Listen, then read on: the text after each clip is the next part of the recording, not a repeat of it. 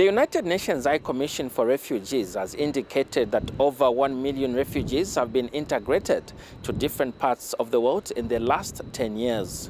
In Africa, Zambia stands out for integrating thousands of refugees from the sub-region who have opted to stay and rebuild their lives. Pennipher Nyirenda now looks at how the integrated citizens have contributed to the economic and social development of Zambia.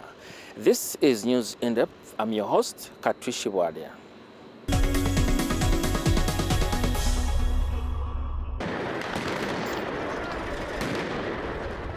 Violent clashes in different parts of the world have for a long time forced people to move from their usual place of residence in pursuit of a peaceful life, to the extent of crossing borders. The United Nations classifies a person who is forced to flee their country because of violence and persecution as a refugee. Unlike those who relocate within national boundaries, refugees relinquish their nationality and privileges as citizens in order to preserve their lives. By June 2018, the global population of refugees was estimated at 69 million. The first modern definition of international refugee status came about under the League of Nations in 1921 from the Commission for Refugees. Later, after the Second World War, large numbers of people fleeing Eastern Europe necessitated the redefinition of the refugee status during the UN Refugee Convention of 1951. By 2011, the United Nations High Commission for Refugees, the UN agency which protects and supports refugees, revised the 1951 definition further to encompass a wider scope of people. From a religious footing, refugee status is not a new development because it goes back to the biblical times. Our Lord Jesus Christ was once a refugee when he was still a baby. His parents ran away with him from their host country into Egypt, and Egypt became their home for some time. And it is because of his experience as a refugee, as a baby. That's why he emphasized to say, I was a stranger and you welcomed me.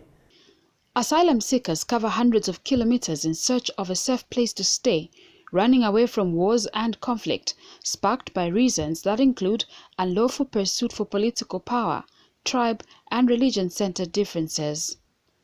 Refugees go through exceedingly traumatic experiences riddled with gunfire. Many witness their close relations taking their last breath, horrifying scenes likely to stick in their minds forever. A few lucky ones endeavor to restart their lives at new destinations where they run to with one or two belongings. The common troubles which they flee from instinctively causes them to reorganize into families rooted to seek for a brighter and peaceful future. Brownlee Gosho was not so lucky. He lost some of his children at the peak of the war in Angola.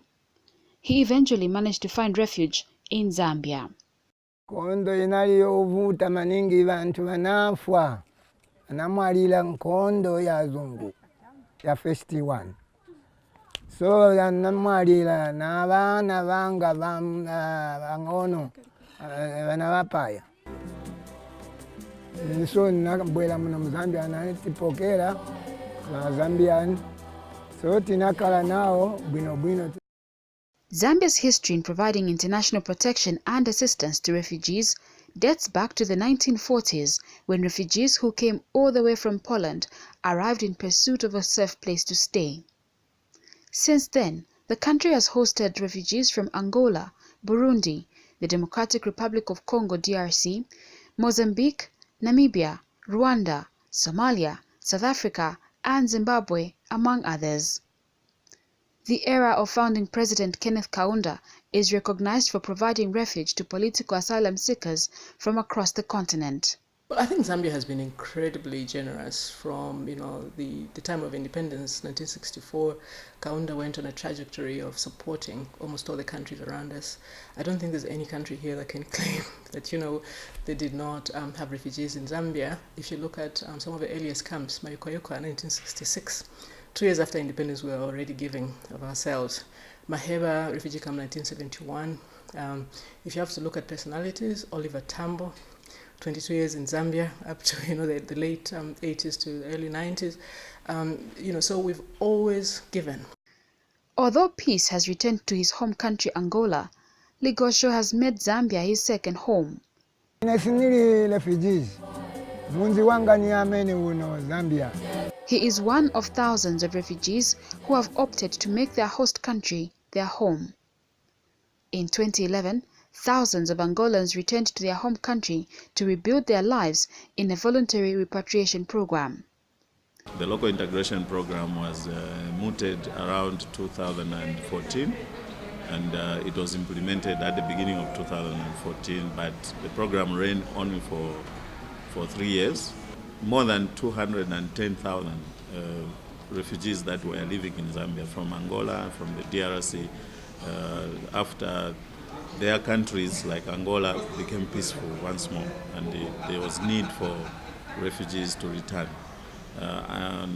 However, there were a number of refugees that said that they were not able to return because they had gotten used to living in Zambia. They had created ties and friendships and an attachment to our country. Ligosho is among the 1.1 million refugees recorded to have been locally integrated worldwide in the last 10 years.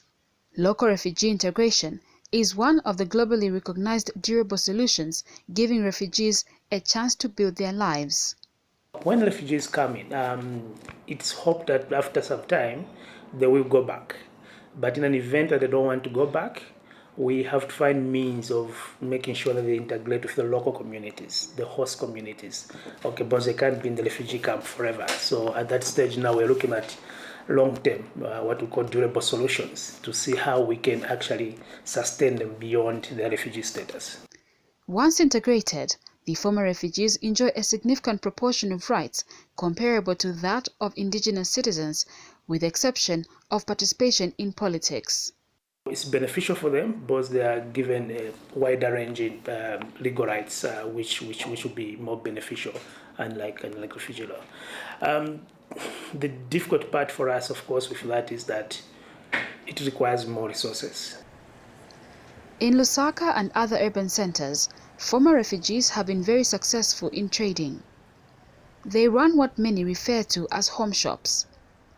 The concept is seen to have taken prominence as a result of most former refugees executing the enterprise successfully. This is the story of Charles Munyeshaka, a former Rwandese refugee who came to Zambia in December 1996. I came in Zambia in December 1996, coming from Tanzania, because when I left Rwanda, I went into Congo, and when the war broke out in Congo, I went to Tanzania. After Tanzania, I came here. The 53-year-old father of 4 says Zambia is his only home, not only because he married here, but that he has also made greater bonds with the locals. To be called a refugee, it's not a good thing. And again, to have a home where you are stable, it's very good. And we thank the Zambian government for doing that.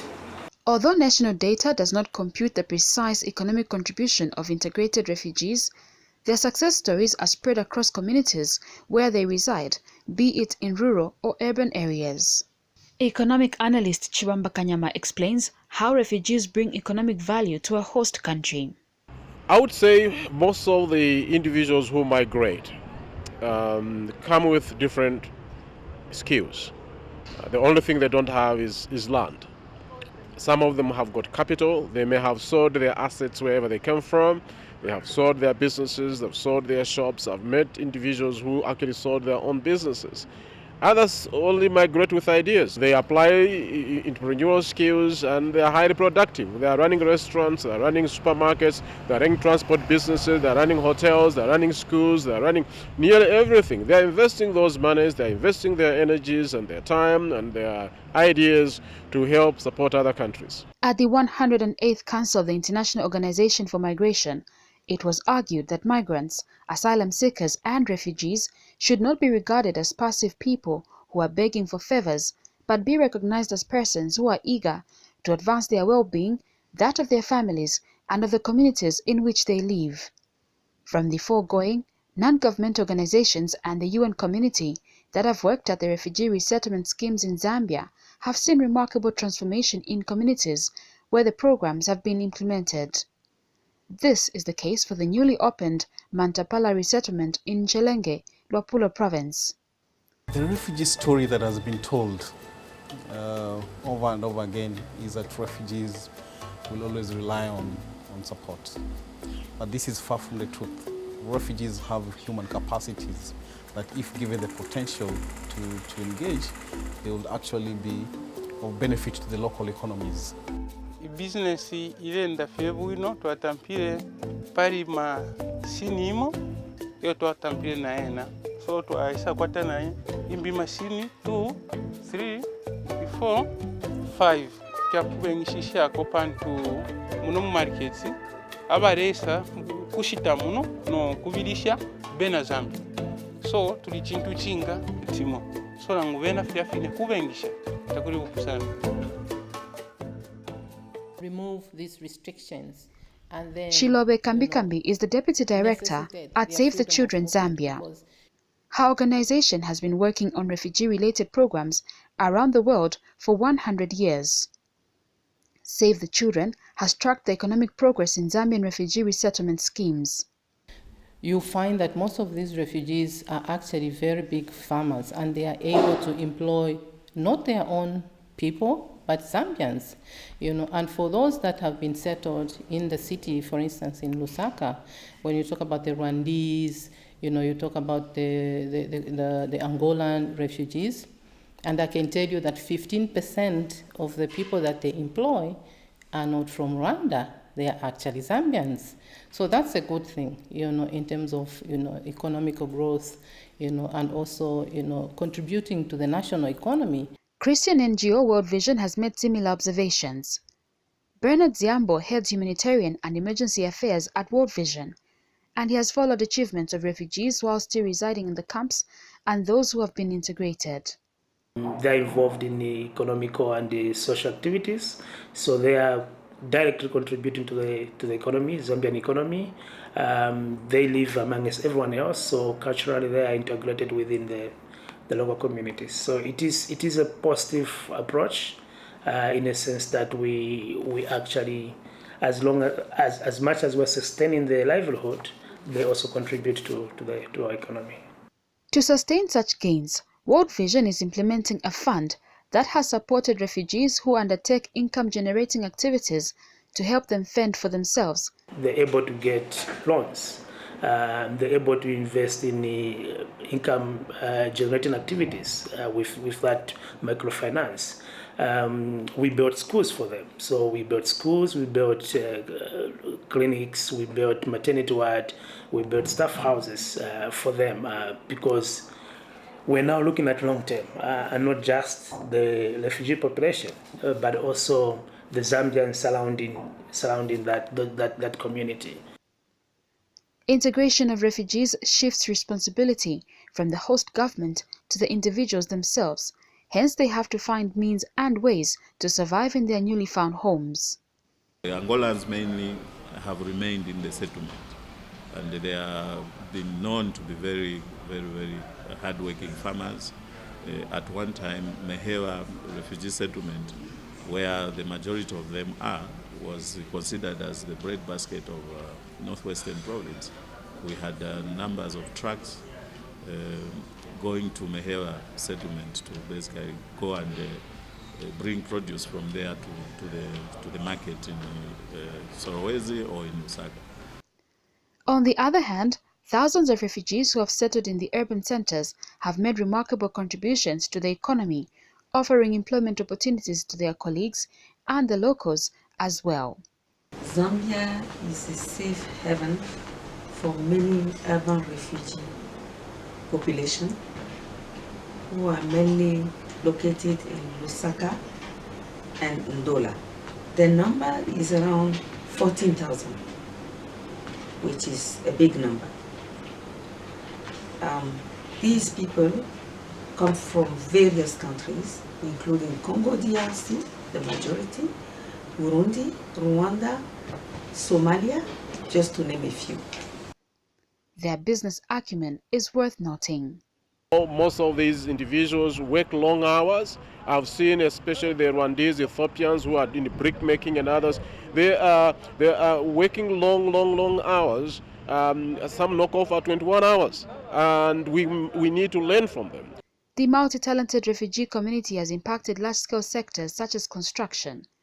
Their influence has also spread to other businesses like hairdressing.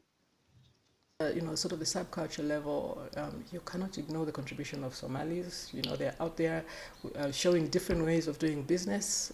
We have quite a huge Burundi community that's quite successful with business, and we as Zambians are working with them, or they've employed us in their businesses, and we can see how it's done, how it can be done differently.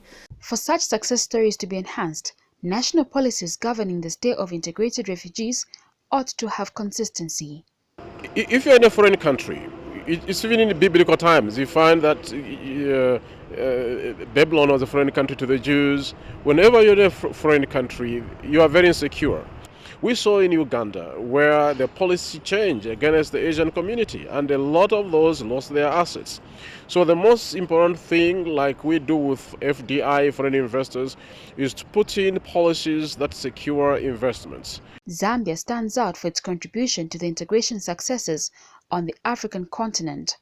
This is even more striking with a dedicated national office overseeing migration issues through the Office of the Commissioner for Refugees, housed at the Ministry of Home Affairs.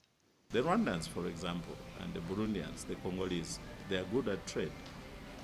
In our townships today, you can go buy bread at midnight. You can go buy a candle if the lights go off at midnight. You can buy talk time at 6 in the morning. This is something that we ourselves were not really seeing as an opportunities, but we have learned from what the people that have come to live with us are doing in order to improve our lives. And this is why you see, if you go to the townships today, there are shops everywhere. Although integration in Zambia has many success stories, Tales for some former refugees like Charles has one major challenge: documentation. We used to have permit for renewable after 2 years. It demanded a lot of money, but integration was easy because the Zambian hospitality, and the hard work. He is calling on government to come to his aid because his status hangs in the balance. We don't have a document, like we can't travel, we don't have passport.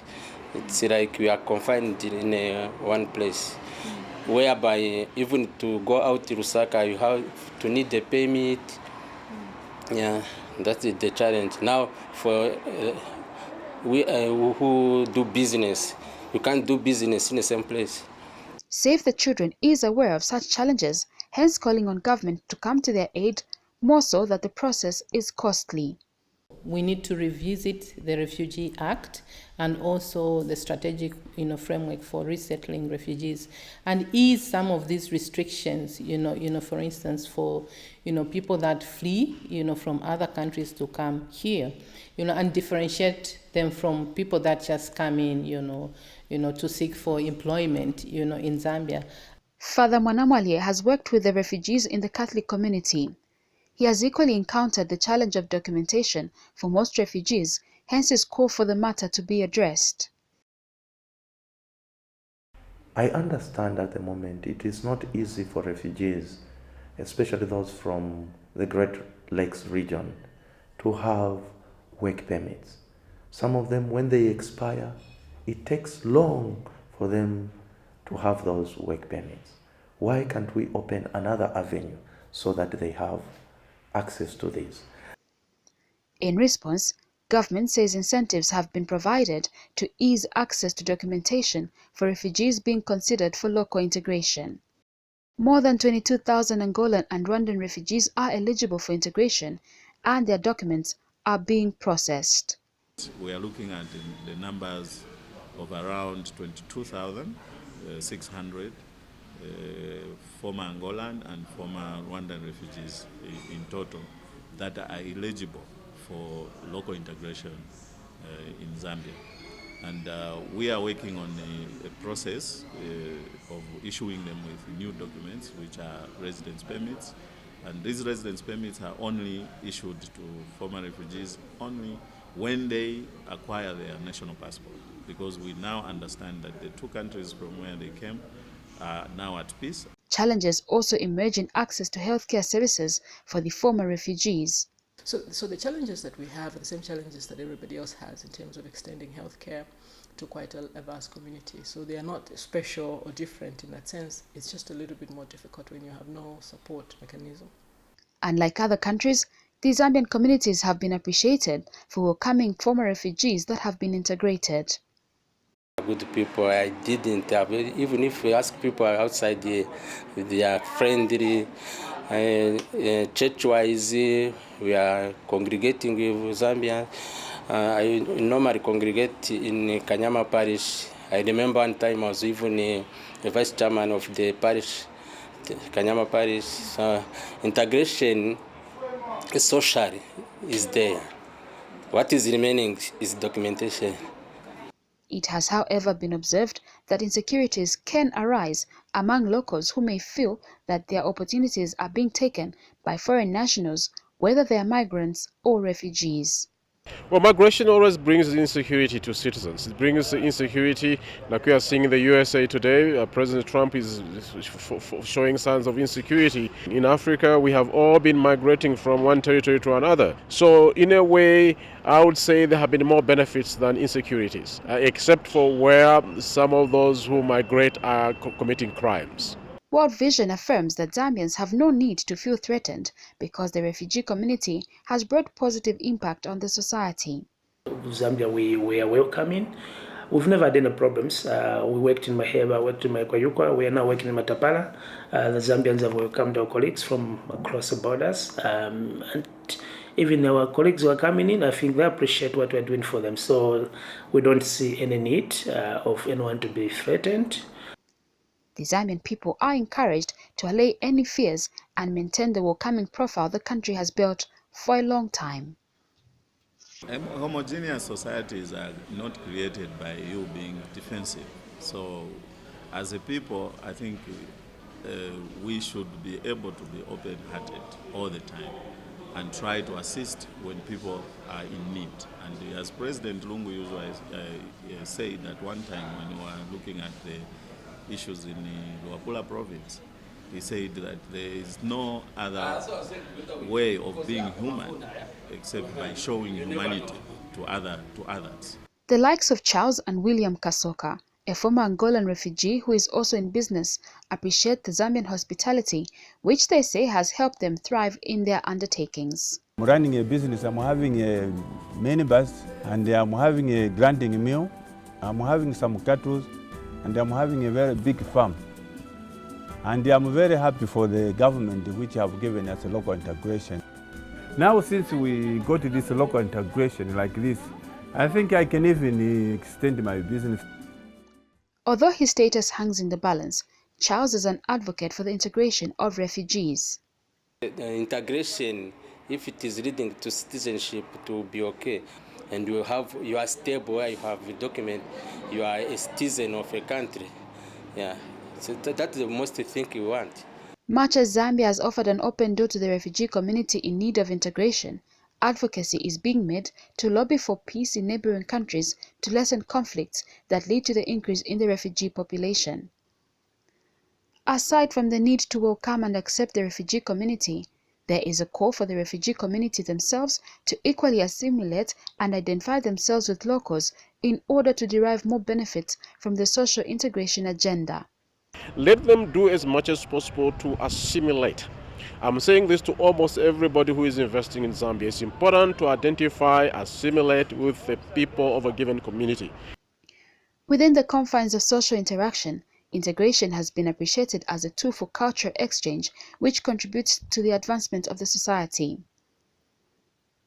The ultimate expectation, nonetheless, is for integrated citizens to return to their home country when they feel they can do so. Zambia is currently hosting well over 70,000 refugees, most of whom are Congolese nationals fleeing from persistent violence in their country. The refugees and other persons of concern are settled in Maheba settlement in Northwestern Province, Mayukwayukwa in Western Province, and Mandapala in Luapula Province, as well as the transit centers in Makeni, Lusaka, and Kenani in Chelenge. The integrated refugee community is in thousands and is spread across Zambia.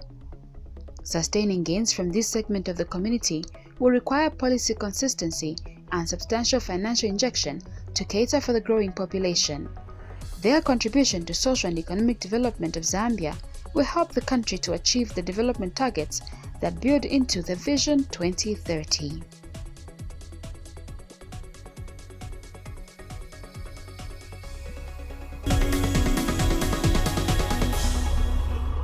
This is where we end News in Depth, and on the program today, Pennipher Nyirenda was looking at the contribution of former refugees to the social and economic development of Zambia.